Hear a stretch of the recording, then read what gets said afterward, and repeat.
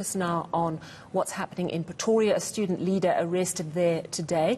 I'm joined now by ETV News and Sports reporter Pule Letshwiti-Jones. Now, Pule, I watched with great concern a little earlier today as you were subject to intimidation. Could you tell us what happened? Well, a very good afternoon, Sally. We just got there doing our job to try and hear what are some of the grievances and demands on the table which the students were talking about. They stormed into the Tshwane College. When we got in there, we encountered a pushback. While SASCO students were actually saying they could talk to the media regarding their issues, the EFFC, which is the EFF Student Command, students were actually not allowing us to do a job, blocking our camera, and of course this hindered progress from trying to get the message across. We further then tried to get out to try and hire for safety, because the situation was becoming a bit tense as well while we were in there. But this is something that is not happening for the first time. It happened yesterday again here in Pretoria. We've seen it with our colleagues in Johannesburg, and this has become of a great concern. But students say that they are still united, even though some of the members of SASCO have, of course, condemned some of these actions that the opposition party has portrayed towards journalists. Well, I'm glad that you are safe this evening, Pule. I wonder if you could tell us more about this student who has been arrested in Pretoria and what the student has been charged with.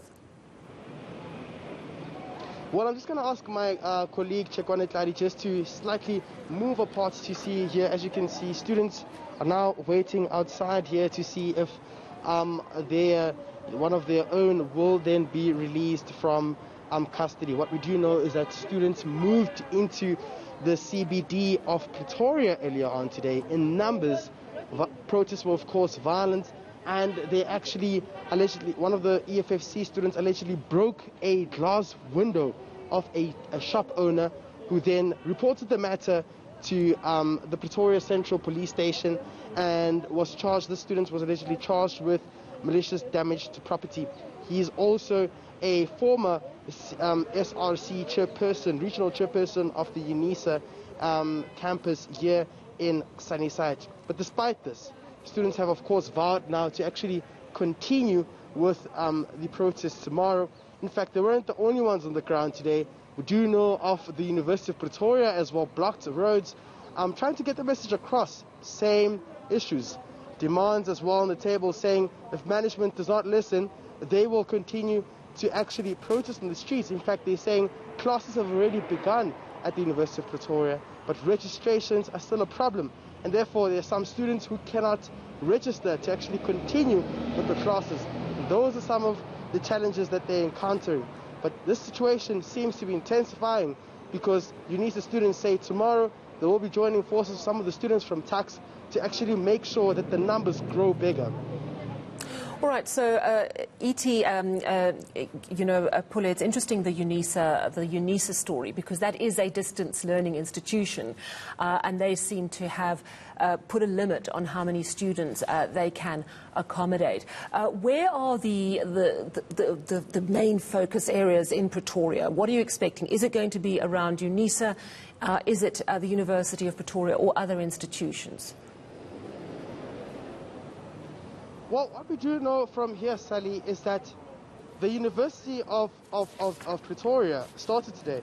But of course, the leadership of the SASCO at UNISA saying that their members have been in talks with the SRC members of TAX in terms of coming together tomorrow and seeing what they can do. They've also said they will be regaining forces from other colleges, which includes the Tshwane North College in the center rather than the CBD of Tshwane. But what's also hasn't been spoken about much is where is the Tshwane University of Technology. That's what they're saying. But of course, it's got a message from TUT leadership as well, saying, look, we cannot join the protest now. We're still finishing our examination papers from 2020 that was supposed to be done last year, and therefore we cannot afford to lose so much time that we've already lost so far. And what they're saying is that they can only join these protests from Monday. But as it is right now, the UNISA leadership is quite confident that to come tomorrow, they will be having even much more numbers from private colleges and, of course, from the University of Pretoria. That's the message that we're getting from the ground right now. And they're saying that they're united more than ever, despite the political lines that they've seen, and despite all the harassments that have taken place in terms of journalists not being allowed to do their job, the meeting that took place yesterday amongst the UNISA SRC was also that journalists should be allowed to do their jobs despite whatever organization they're coming from.